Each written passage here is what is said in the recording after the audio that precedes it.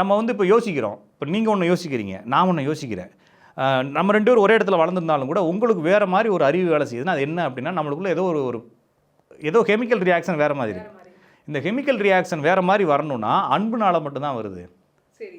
அப்போ ஒருத்தர் மேலே அன்பு செலுத்த உங்களுக்கு ஆட்டோமேட்டிக்காகவே அறிவு வளருதுன்றதை கண்டுபிடிக்கிறார்கள். அப்போ அன்பு செலுத்தும் பொழுது என்னென்ன அன்பு இருக்குது, இப்போ உங்களுக்கு நான் என்ன அன்பு செலுத்த முடியும் அப்படின்றதையும் இவர் லிஸ்ட் அவுட் பண்ணுறாரு. அப்போ ஒரு உயிர் 7 விதமாக அவத்தைகளை அடைகிறது. ஓகேங்களா?